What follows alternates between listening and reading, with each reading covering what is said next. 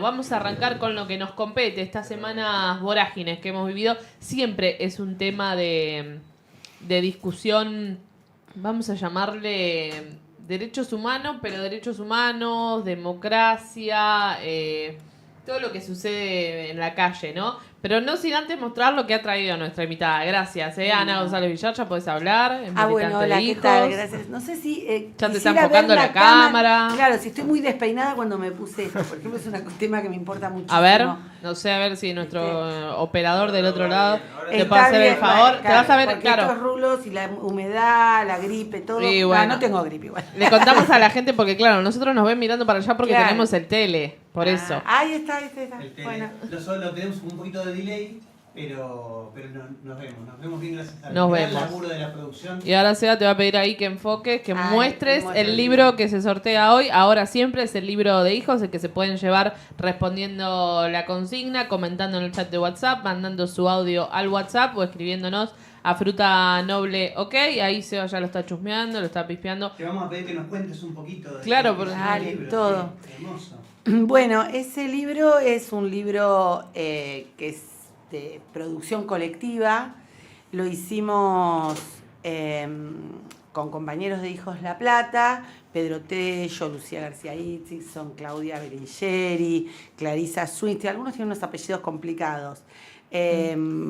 Bueno, Ana Balut.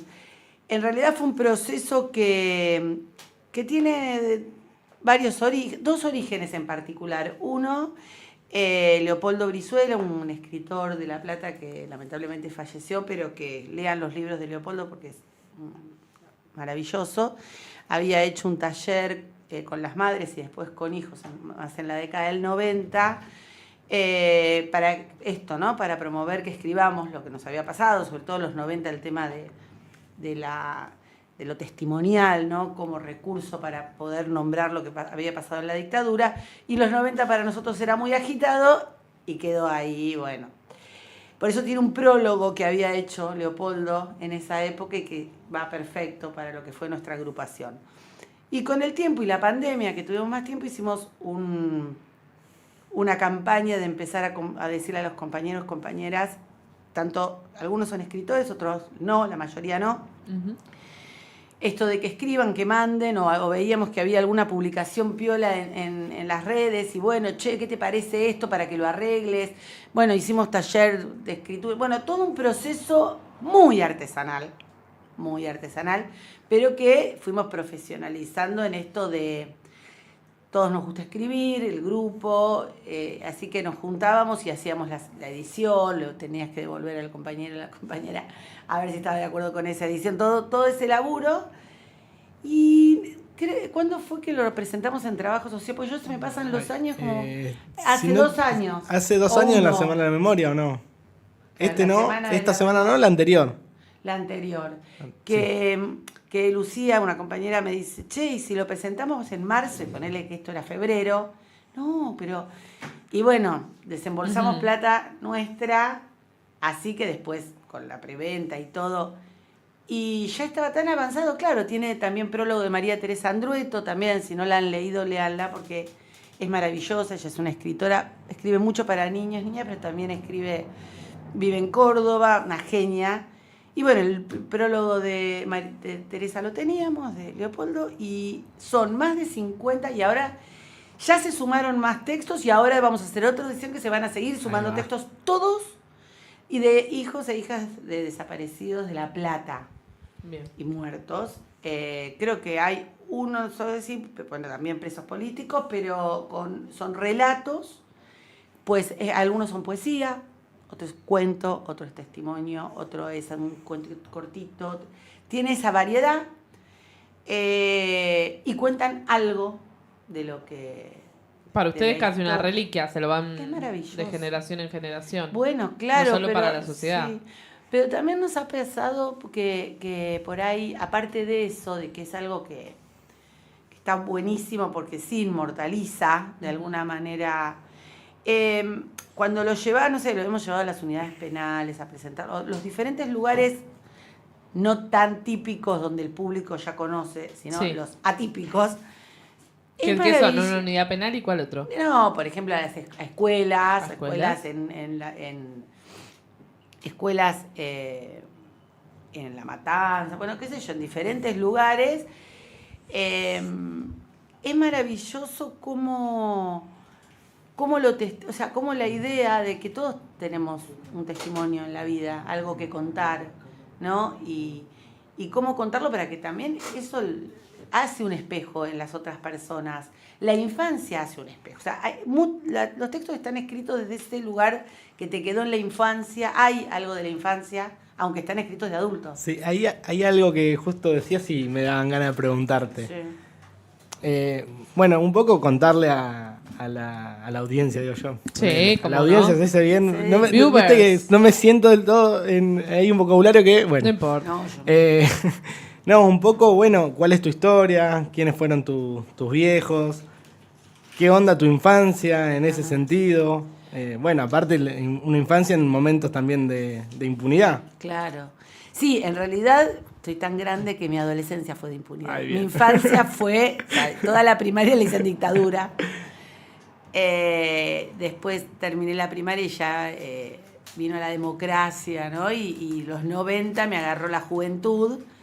En épocas de impunidad. Bueno, yo soy hija de Adriana Casajús, fue bibliotecaria en la Facultad de Ciencias Exactas, de hecho hoy la biblioteca lleva su nombre, eso para mí es maravilloso, fue impulsado por personas que no fue porque me conocían a mí ni por nada, sino como reivindicarla a ella, ¿no? Digo porque cuando uno milita a veces, le vamos... No, como que esas cosas salen, que me encanta. Después mi papá, bueno, y ella estudiaba historia en La Plata, era de una familia conservadora, como eran mis abuelos, o sea, conservadores, militantes conservadores, no hablo de conservadores solo en la postura o el modo de vida, sino en su militancia. Después mi papá se llamaba Alberto González Villar, de ahí el apellido ese que, bueno, toda otra historia.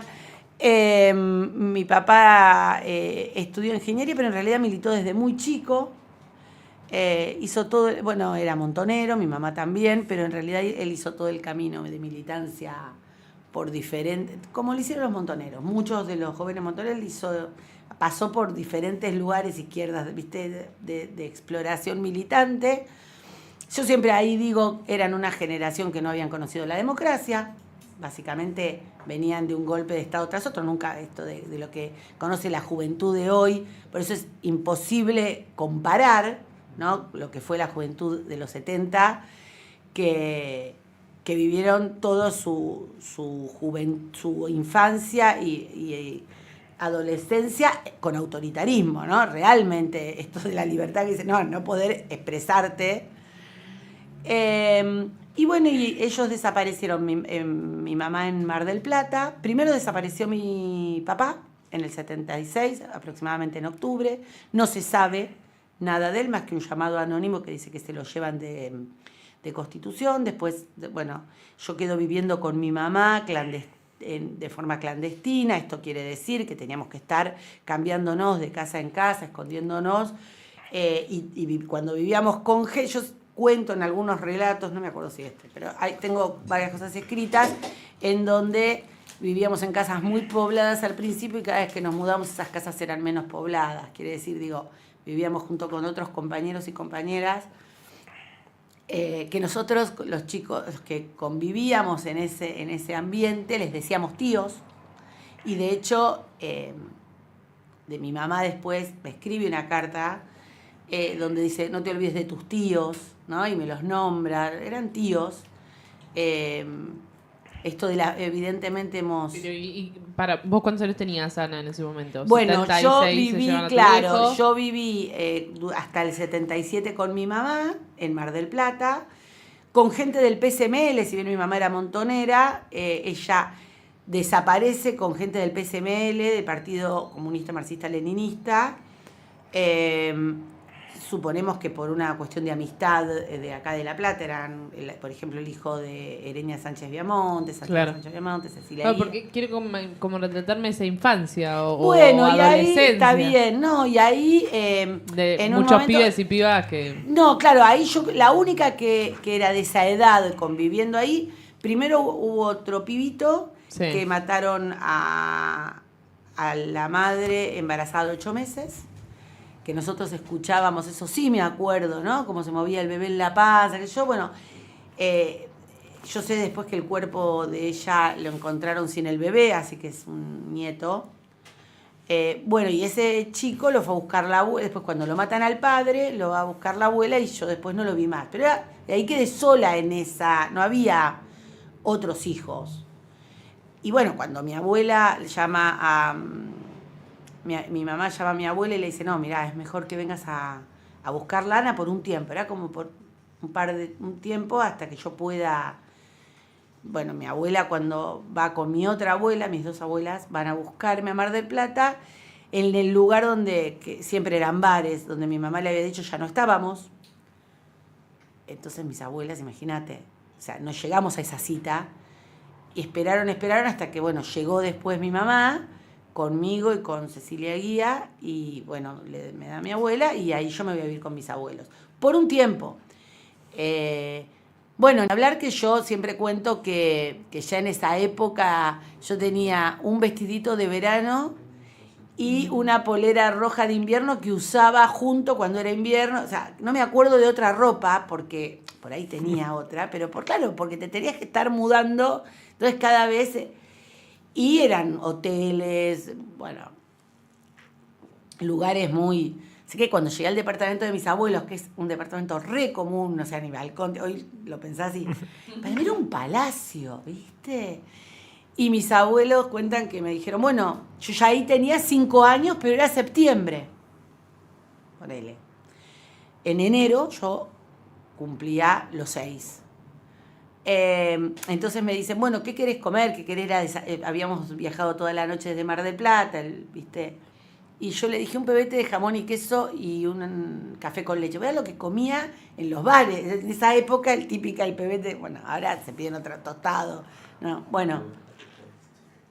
Era como me cambió la vida en el sentido de un departamento que me parecía que era un palacio, otro... Bueno.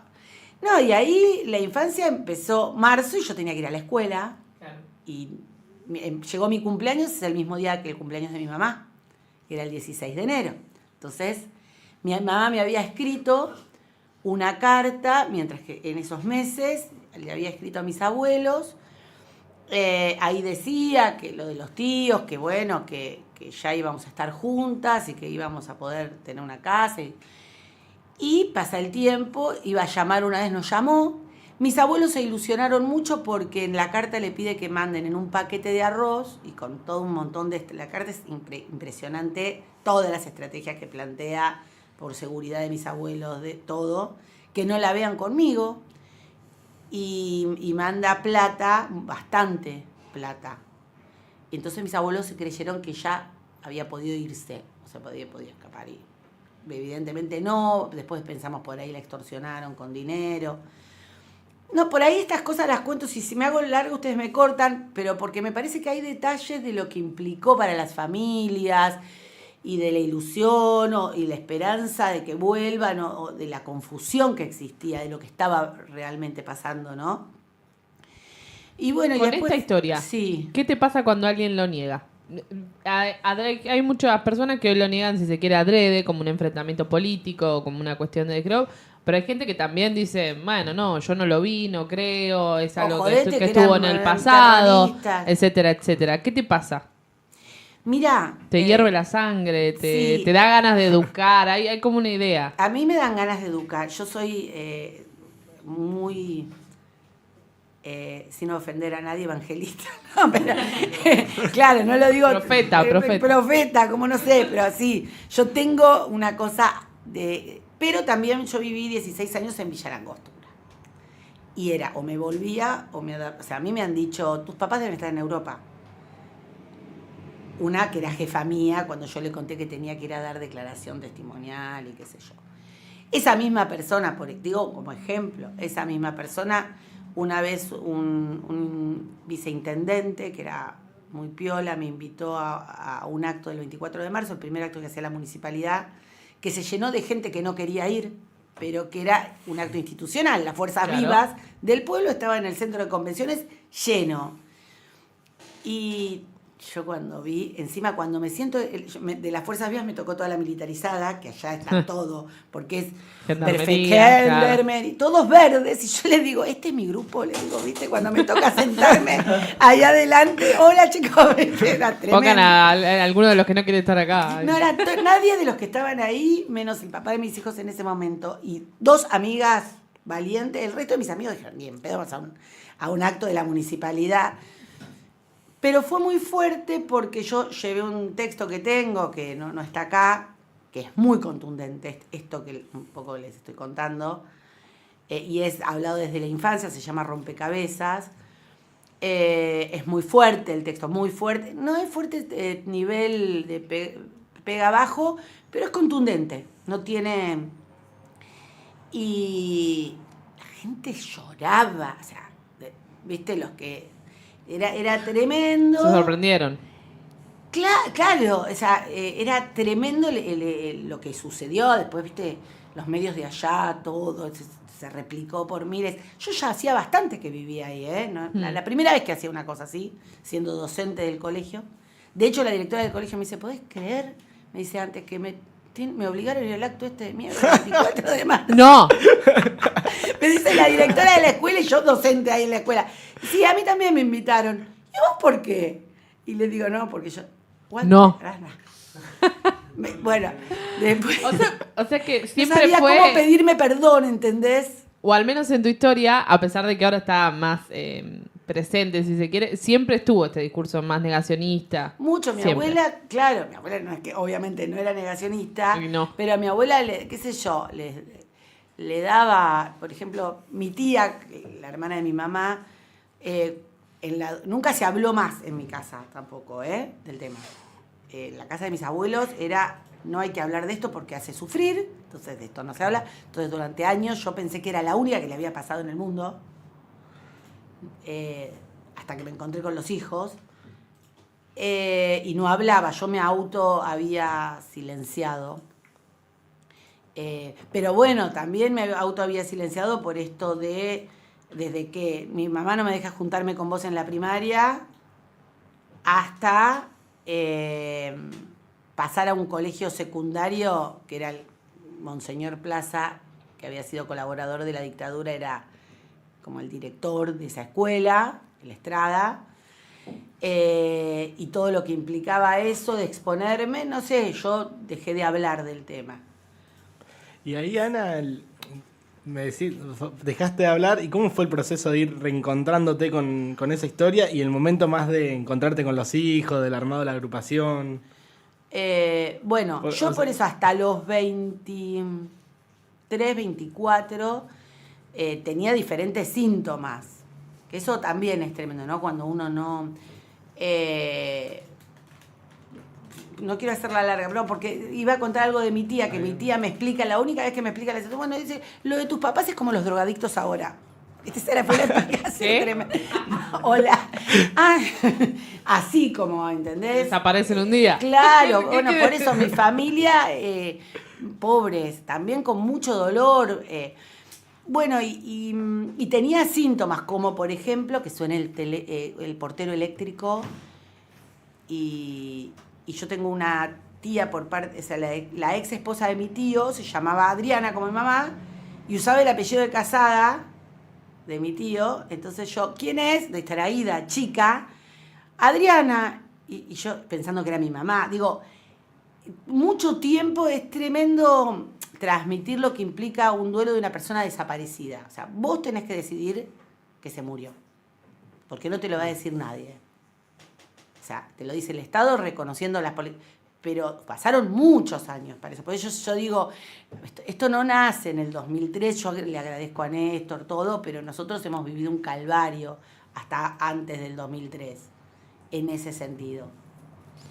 Y bueno, y en los 22 años, 23, yo estaba mirando qué es lo que muchos hijos les pasó, las declaraciones de Silingo. Silingo era el que empezó a hablar de cómo tiraban a la gente al mar, hablándolo en lo de Mirta, o sea, esta cosa que invitan a una persona a todo, sí, se pasaba en esa época también, entonces almorzando con Mirta, en lo de Grondona, que era Grondona y tenía y Neustar, que eran los top de ese momento, y qué sé yo, contando cómo tiraban gente al mar, ¿viste?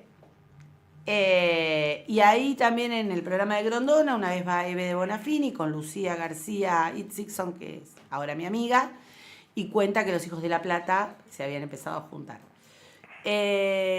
Yo, como criada con mi abuela, estudiando Derecho en la Católica, yo, chicos, esto lo cuento siempre porque por eso creo en que se puede cambiar.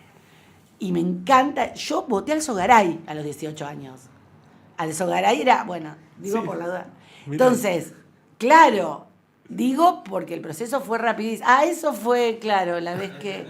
Qué horrible. Ahí la vemos a Ana, sí, un poco más joven, en la municipalidad, contando su texto. Me siento más joven ahora, porque no es físicamente, sino en esa época criando chicos. Acá te presentan como María Ana González Villar, hija de desaparecidos, acto oficial de la memoria, docente, dice. Claro, docente de la escuela. Sí. Y bueno, nada, la cuestión que ¿por dónde iba de la historia? De cuando llego, estudiabas Derecho en la Católica y entonces voy a hijos. Y unas amigas, sí, se explotó todo ahí. Unas amigas me dicen, te acompañamos, la primera reunión en Suteba, eran un montón. Yo dije, yo con estos hippies no pienso llorar. No se me va a caer una lágrima. Estaba como tu tía, te digo. Tremenda era. Como tu tía, tu abuela. Bronceada en julio, pantalones de cuero, tremenda. Mucha gente tiene recuerdos míos de esa época que, bueno, que guardo con amor. Porque aparte el hipismo a mí también me duró un año que estuve en hijos y después volví un poco. Nunca, pero en la época que estuve en hijos era...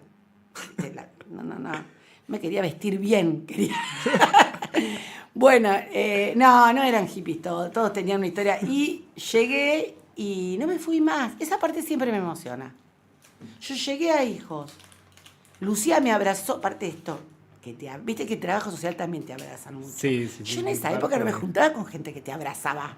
No me abraces, ¿entendés? Me parecía ahora abrazábamos todos, nos abrazábamos. Pero era otro mundo. Lo cuento eso porque era otro mundo. Y llegué y no solo no me fui más, sino que fue una transformación, año 95, una transformación tremenda en mi vida. Todo, de los amigos, bueno, empecé a estudiar, cuento que a trabajo social, yo no sabía que existía el trabajo social, punto uno. O sea, existían las damas de beneficencia que mi abuela iba con la iglesia, trabajo social. Y una vez nos invitaron a una semana de la memoria, fíjate vos, nos invitaron a dar testimonio para el curso de ingreso y la semana de la memoria. Yo fui, vi pañuelos, vi todo, dije, yo quiero estudiar esto. Yo no me acuerdo cuándo se hizo esa semana, ese ingreso, todo, porque a veces no era en marzo, pero dije, yo quiero estudiar esto. Yo había dejado ya, había sido un año, había dejado la facultad, Derecho, no quería estudiar más Derecho, me había cambiado de amigos. O sea, y estaba buscando dónde en esa nueva identidad. Y yo llegué a trabajo social, esto es lo que tengo que... No sabía ni qué era, Esto es lo que tengo que estudiar. Yo sabía que me gustaban las ciencias sociales, Y me digo, quiero entrar a estudiar acá. No, bueno, pero ya cerró la inscripción hace rato, me dijeron. Y lo conté en una charla, bueno, y mandé una carta diciendo, yo soy de la agrupación Hijos, tránfuga, entré por sí, a los 5 minutos estaba ya cursando.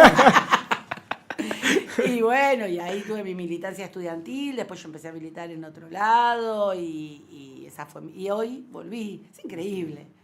Ana, te pregunto, porque yo me acuerdo cuando yo entré a la facultad 2000, yo vengo de La Pampa, ¿no? Vine acá a La Plata 2005 Y La Plata, una ciudad muy movilizada por los derechos humanos desde siempre. Me acuerdo de los carteles a 29 años del golpe de Estado.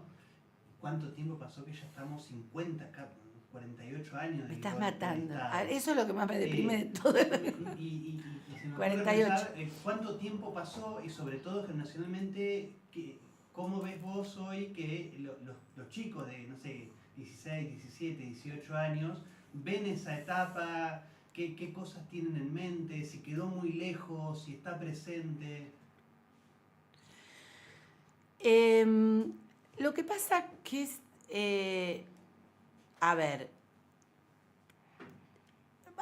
hay muchas cosas. Yo no sé la verdad que no sé, de 16, 17 ya me cuesta más. Sí te lo puedo decir en la facu, que también aparece por momentos muy ajeno. Las historias, depende del contexto, no tienen el mismo sentido. Y eso es así, y está bien que sea así.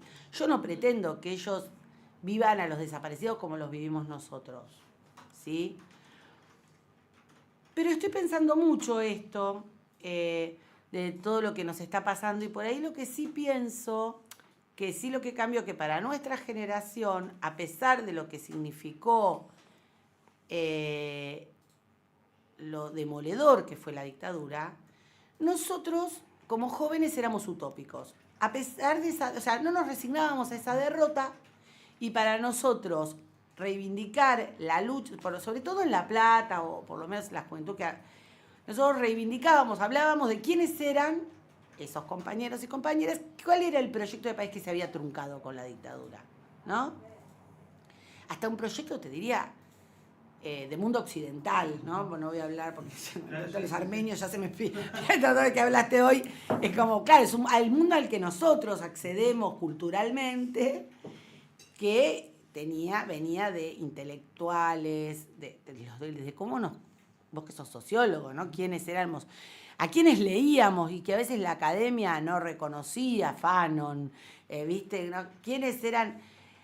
Entonces había una épica, es loco, porque la derrota estaba más cerca, sin embargo éramos utópicos. Yo siento que hoy hay una juventud distópica, que le cuesta mucho, que tiene esa juventud, y adultos también, en donde, y ya, no, y un individualismo exacerbado que se encarna en cosas que decís, no puedes decir, o sea, ya está válido destruir a las otras personas y ser, se validó la crueldad.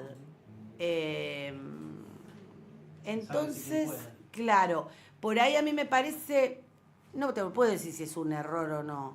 Creo que los derechos humanos tuvieron una política de Estado que hace que ciertas cosas se cristalizaron y que se perdió la parte de encarnar en por qué son desaparecidos, muertos, por qué hubo que desaparecer una generación. Hagámonos otras preguntas. Por lo menos hagámonos la pregunta, ¿no? Estamos hablando con Ana González Villar, es militante de Hijos de La Plata, secretaria de Derechos Humanos de la Facultad de Trabajo Social. Nos contó algo de su historia, de su militancia. Hay oyentes que quieren participar, los escuchamos. Gracias, Ana, por traer el hermoso libro de Hijos. Lo conocí hace 2 años en SUTEBA, en una presentación, y la verdad que lo uso en las escuelas porque tiene unos relatos hermosos en primera persona que conmueven y que llegan, y que con una ternura, la verdad que es un libro súper recomendable. Ay, qué lindo, gracias. Docente, ¿no? Que lo usa, no sí, es su nombre, pero llevamos lo usa a SUTEBA, y por ahí lo llevamos a SUTEBA. Digo, nosotros uno de los sueños es que llegue al libro a las bibliotecas populares. Pero pasa que es difícil porque, bueno, ya lo vamos, bibliotecas populares, bueno, las unidades penales y las escuelas. Para mí, esto para las escuelas está buenísimo. A donde puede llegar es a alguno de sus casas, si es que se lo ganan hoy en este programa, 221-681-9751, o en el chat de YouTube. Si les parece, vamos a escuchar un poco de música y a la vuelta ¿Tenés ahí porque ahí me interesa Ricard Robledo, que dijo Ah, una frase. sí, está respondiendo a la consigna. Ah, sí, Que es la sí. mejor frase del Diego. No sé si es real esta frase, Sí, pero bueno, sí, Pepe la digan sabe. sí o no. A ver. Dice, Ricardo Robledo está respondiendo a la consigna para participar. Dice, frases del Diego. La mejor hinchada la tiene San Lorenzo. Nah, Me no. parece que no es real, no es real. Pero bueno, un poco de música para fingir demencia, como se dice ahora. Fingir demencia y a la vuelta volvemos con más. Digamos todo acá en este hermoso espacio que es Casa Trama, súper recomendado. No, sí. Es verdad, en la esquina de 7 y 65. Bueno, Ana, Hermoso. venías contando, creo que está bueno, antes de meternos un poco en la actualidad, Sí. vos hacías ahí un análisis un poco de cómo se ha dado la discusión de los derechos humanos, de las peleas medio de la vuelta a la democracia hasta acá. Bueno, no sé, no te digo un balance porque son muchos años, pero sí pensar un poco las peleas de los 90 y la actualidad de los movimientos, los organismos de derechos humanos y de esa discusión, o sea, a llegar hasta acá, ¿no? Digamos, de donde se vuelven a legitimar discursos que pensábamos que ya eran parte del pasado. Sí, me parece que la característica que tuvo por lo menos la militancia que nosotros tuvimos en los 90 es que los 90, cuando se da a partir de la impunidad, decían ustedes, pero en realidad nunca las cosas son fragmentadas. En realidad es una impunidad que venía acompañada de una política neoliberal de privatización, discursos, ¿no? De achicamiento del Estado, pero el Estado gendarme, hablaban algunos autores, ¿no? De que solo era para el orden y las privatizaciones y todo lo que eso implicó, y los derechos humanos, sobre todo Eve en ese momento hacía un puente de, no es que eran los derechos humanos por un lado y los movimientos sociales que iban naciendo en ese momento por el otro. O sea, la lucha era la misma porque aparte nosotros lo que decíamos esa era la lucha que habían tenido nuestros padres. Esto es lo que no querían. Este es el proyecto. Entonces, ahí los derechos humanos tenían, en su mayoría, hacen un vuelco, ya no tanto del pedido urgente que había tenido ni bien empezó la democracia, que era la aparición con vida, hacen un puente y de justicia contra la impunidad y qué sé yo. Yo creo que ahora tenemos mucho tema sobre, o sea, hoy los derechos humanos ya, en nuestra historia es una parte pero que va por lo menos, realmente lo que yo considero hoy es mucha violación a los derechos humanos que ya no tiene que ver solo con lo que nos pasó en esa época, por supuesto, aunque podemos hacer un análisis histórico, por supuesto, de que es ninguna cuestión política. ¿Por qué se mete Villarruel con los derechos humanos o por qué pretende? Obviamente, porque la persona hoy que dice, adhiere y plantea y reivindica esa historia, así sea joven y qué sé yo, es una persona que no va a querer que el otro desaparezca porque, ¿no? La idea de la eliminación del otro que no está de acuerdo conmigo y qué sé yo, básicamente es eso, es como el plafón del que partimos, de que te importan las otras personas. Hoy tenemos que hablar de eso. Entonces, siempre van con eso porque nuestro país es un ejemplo de cómo construyó. Yo creo que hubo un quiebre. Creo que hubo un quiebre a nivel mundial.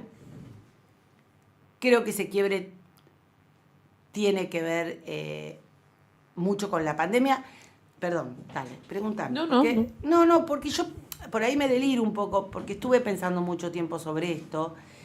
Me parece que todavía estamos en un proceso de explicar la realidad que tenemos. No está muy claro un montón de cosas. Podemos decir, son cosas parecidas a las que pasaban en los 90. Sí, pero no es lo mismo. Yo pienso, hacemos los que militamos en el peronismo un montón de revisación en qué nos equivocamos, pero tampoco es lo único. No es solo los errores que nosotros tuvimos, aunque sí. Pero también hay algo que tiene que ver que hay un cambio muy grande del impacto que trajo la pandemia a nivel mundial. Pero algo como lo que decías anterior, a tener un mundo más distópico, más individualista. Y a mí me parece que es muy fuerte, digo, así como lo voy a comparar porque aparte lo hemos hecho con los compañeros de hijos, Lucía. La dictadura, que fue el terrorismo de Estado, no fue solamente, o sea, el terrorismo de Estado, los expresos políticos decían en ese momento, porque habían presentado un seminario para trabajo social, decían, la Argentina durante la dictadura fue un gran campo de concentración, en donde había perpetradores y había víctimas. Entonces vos me decís, no, mi mamá vivía en Chascomús y nunca le pasó nada.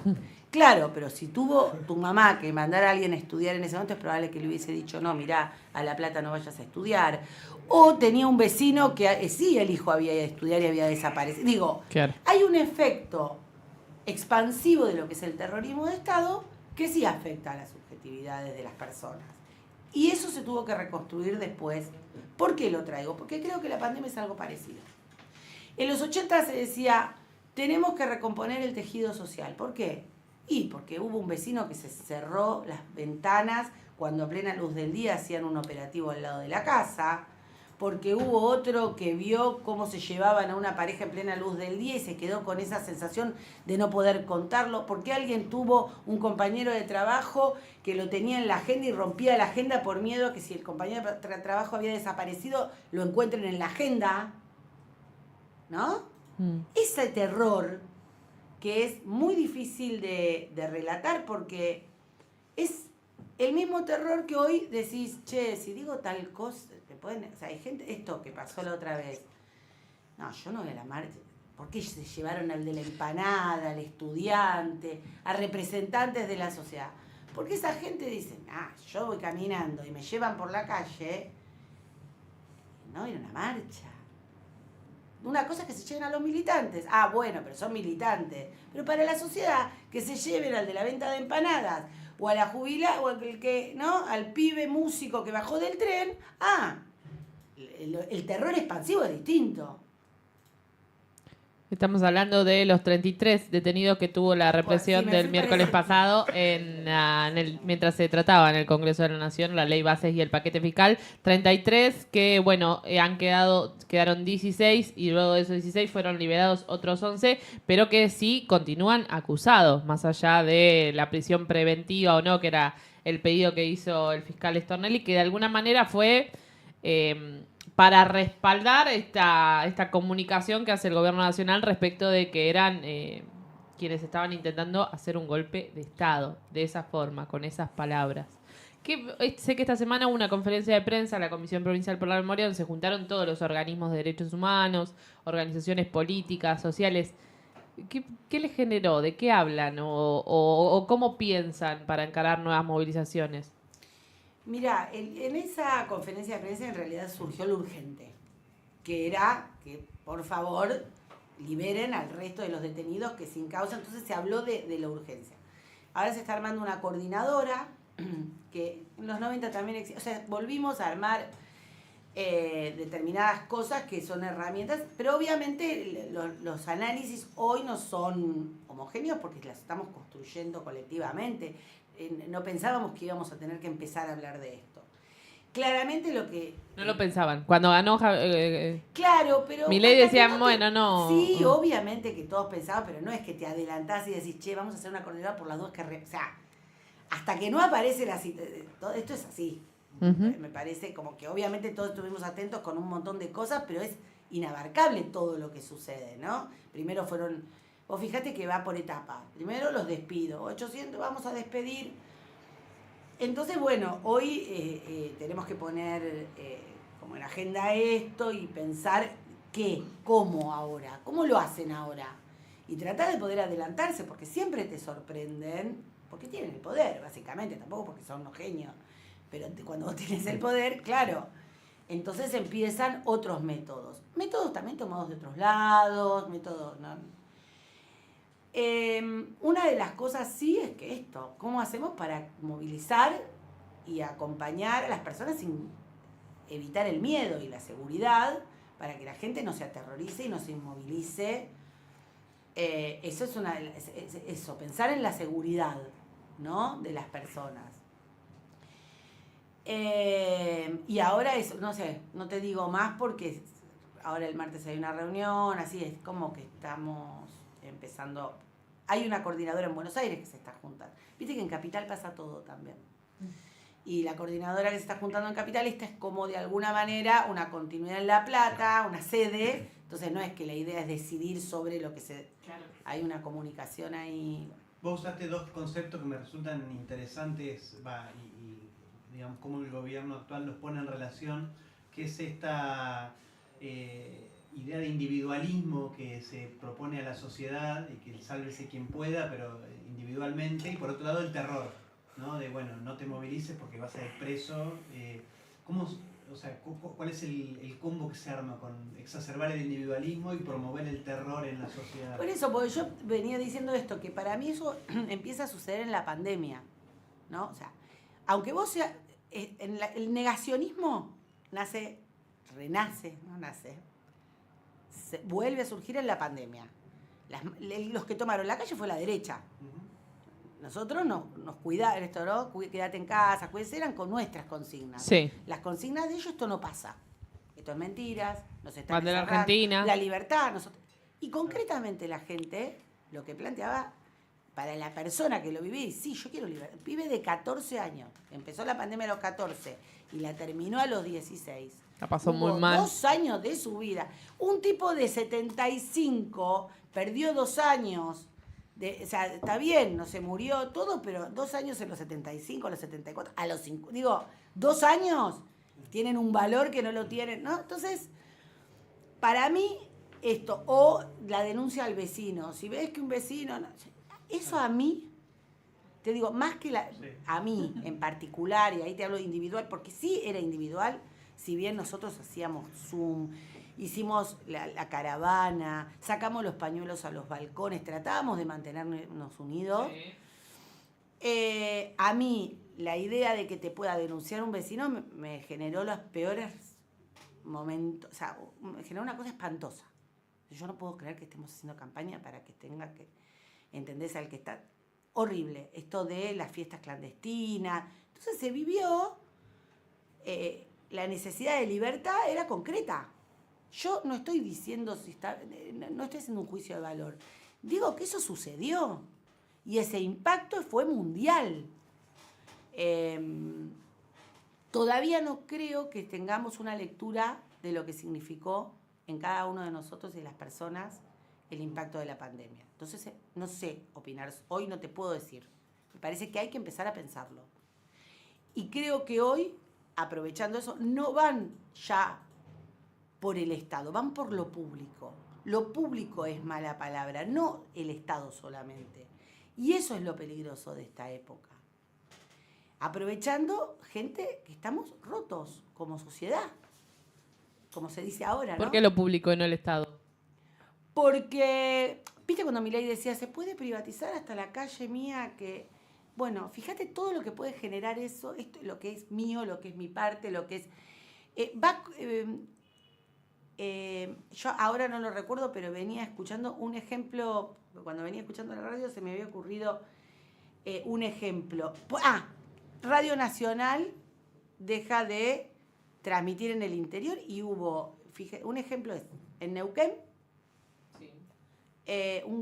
hay una tormenta de nieve espantosa, todo el mundo salió, se atascó la ruta, cosa que antes no pasaba, porque Radio Nacional ya no transmite a los vecinos cómo están las rutas. ¿Entendés? Algo tan, o sea, como, está bien, vos me decís, es el Estado porque es una radio nacional, pero fíjate que es algo que lo que comparten los vecinos, esa comunicación en común, para mí no solo tiene nombre estatal, tiene eso de lo que compartimos como comunitario, como, claro, a eso le llamo... Claro, a veces confundimos, ¿no? El Estado con lo público. Y Estado puede haber Estado privado tranquilamente. Exacto. El tema es privatizar lo público. Privatizar lo público, privatizar los lugares en común. Yo creo que, porque obviamente que el Estado está... Digo, pero privatizar lo que tenemos en común es más profundo todavía. Y hay que pensarlo, para mí, en esa... coordenada, y todo lo que implica. No sé, los maté. Se me quedó... ¿Estamos tristes? No. No, me había quedado... No estemos tristes. Me había quedado apagado el micrófono, Ah. tuve ese problemita técnico. Estamos conversando con Ana González Villar en este segundo bloque de, digamos todo, 221-681-9751 para ganarse el libro de hijos. Mostralo, Ana, ahí a cámara, que lo tenés ahí. Así me toca. Ahora y siempre con relatos de distintos ¿Así formatos. se ve? Yo no- Sí. Poesías, crónicas, Miren testimonios, las publicadas. imágenes están decididas a propósito porque son recortes, ¿no? No es la cara, porque como no todos tenemos fotos de nuestros padres, Muy bien. Pedro se encargó de esta maravilla de tomar de las imágenes que teníamos algunas partes, algunas cosas cotidianas, ¿no? Un abrazo, un andar en triciclo, un te tengo a UPA, ¿no? La parte sin cara, sin rostros, porque son, como decían las madres, son todos nuestros compañeros. Está colectivizado eso. Para ganarte ese libro tenés que responder, como lo hizo Celeste en el chat de YouTube, ¿cuál es tu frase favorita de Diego Armando Maradona? Ella dice, si me muero, quiero volver a nacer y quiero ser futbolista. Y quiero volver a ser Diego Armando Maradona. Bueno, Ay, nace de nuevo, sí, por favor. ¿A Pero quién yo no no le lo voy a ver cuando sea Diego Armando, pero lo necesitamos, ¿no? ¿a quién no le gustaría? ¿Pero por qué? ¿Decís que nos hacen falta referentes? Y- Hablaba, sí. Milei lo escuchaba, hablábamos más temprano, lo escuchaba esta semana en la entrevista con Jonathan Viale, que dijo, bueno, de nuevo atacó contra Estela de Carlotto. ¿Cómo lo suelen hacer? Sí. ¿Nos faltan referentes? ¿Nos hacen falta palabras? Gente que hable de otra forma, que hable de otras cosas. Sí, me parece que referentes, sí, de eso, ¿no? Porque expresó Maradona la voz del pueblo en ese momento. No solo, digo, su forma de jugar era la expresión de los que no tienen voz. Y por ahí nos quedamos con la sensación de cuando los referentes nuestros eran los políticos que habíamos decidido, y esa Sí. desilusión nos dejó un poco huérfanos, valga la redundancia. Pero sí, me parece que esas referencias, esas voces, bueno, creo que Estela sigue para mucha gente siendo una referencia. Lo que pasa es que, bueno, también es, fíjate que yo siempre, pobre, él que me escucha mucho en el patio, Está bien. cuando charlamos, le digo, para mí fue un antes y un después para lo que es los derechos humanos en general. La performance que se hizo en Plaza de Mayo en plena pandemia, lo de las bolsas mortuorias, ¿no? Claro, Poner me a acuerdo. lo de las bolsas mortuorias para nuestro país. Entonces, poner Sí, que no eran ni una ni dos, Claro. Eran muchas. ¿Por qué no puedo meter? Esta pregunta que empezó a hacerse mucha gente, ¿por qué no me puedo meter con Estela? ¿Quién me dice que no puedo meterme con Estela de Carlotto? ¿Quién me dice que no puedo decir que se mueran todos los sindicalistas? ¿Quién me dice, no? Bueno, así sucedieron las guerras, así sucedieron A veces pensamos que esta idea de que hay debates que ya están saldados y parece Sí. que la historia nos muestra que a veces es un día a día saldar. Pero Sí, yo ahí me quedaba pensando con algo que habías dicho hoy, que como en parte nuestras peleas, nuestros discursos se cristalizaron casi, se institucionalizaron de alguna manera. ¿hicieron hegemonía? No. No llegaron, pero se volvieron lo correcto, y me parece que hubo un lugar ahí de la rebeldía, de lo popular, de lo que nosotros discutimos, que quedó del otro lado. Y bueno, obviamente creo que mientras ensayamos y tratamos de entender lo que pasa, también no sé qué pensás, como también necesitamos en alguna manera reconstruir un horizonte. Medio que en el último tiempo nos quedamos hablando o de lo que hicimos hace unos años, o de lo malo que son los otros, pero todavía nos cuesta traducir en idea, en programa, bueno, ¿qué queremos nosotros? O sea, y ahí no... Las bolsas mortuorias que fue en la pandemia. Sí, viendo. ellos fueron, o sea, la Con verdad que ellos barbijo están. trascendieron todos los límites, pero nosotros nos quedamos medio enconcertados en algunos límites que también nos sacan potencia, me parece. A mí me parece que sí, nosotros tenemos que buscar la forma de convencer que tenemos, o sea, de nuevo, y caemos en un... primero tenemos que entender a quiénes le estamos hablando. Si nosotros no entendemos quiénes son nuestros interlocutores hoy, es muy difícil. Y no es solo con la palabra, es con la acción, con cosas concretas. O sea, la realidad es que nosotros nos rebanamos.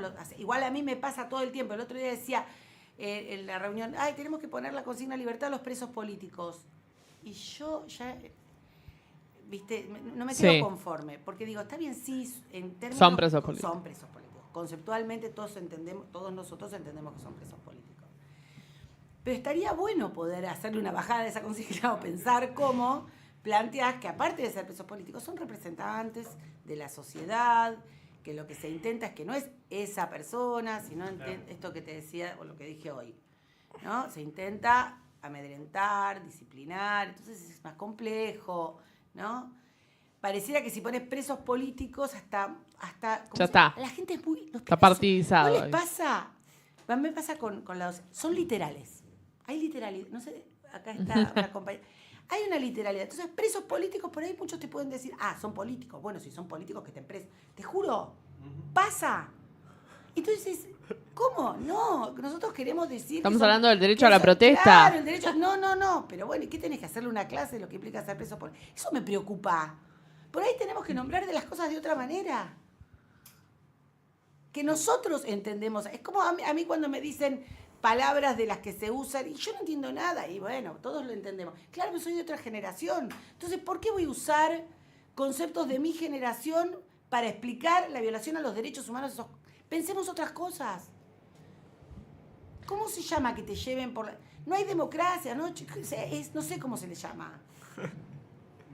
Crueldad. Acá Analía Chielemi, si lo digo bien, Ay, dice, sí, también tenemos que repensar ese nosotros, aporta en el chat de WhatsApp. Y Ana Laura Mercader dice, ojalá más allá de las referencias podamos pensar al otro, ser empático y trabajar por nuestros valores. Abrazo a mi compañera Ana GB González Villar Ay, mi vida, por ser Ana. tan clara y transmitir lo que pensamos muchos. Ay, bueno, Analía, Sin coordinar hermano, dijeron más o menos lo mismo. No está bueno, viste, porque te escribe gente que conoces y es como, ay, tu abuela. Que Ah, le dice, tenés- Mirta Legrand no dice, ay, pero no decía como que... Le tenés que mandar saludos, Ana, Le tengo mirá que la mandar cámara. a Analía, te mando un beso.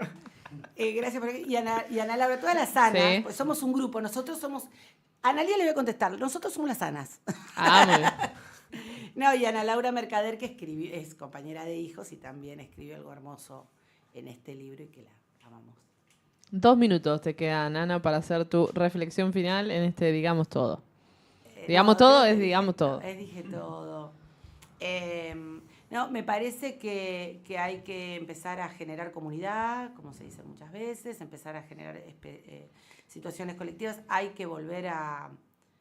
de muchas formas, de muchas maneras. Hay que abrazar a aquel que uno se enoja. Dejemos de enojarnos con la gente que defiende esto y que se enamora de esta épica.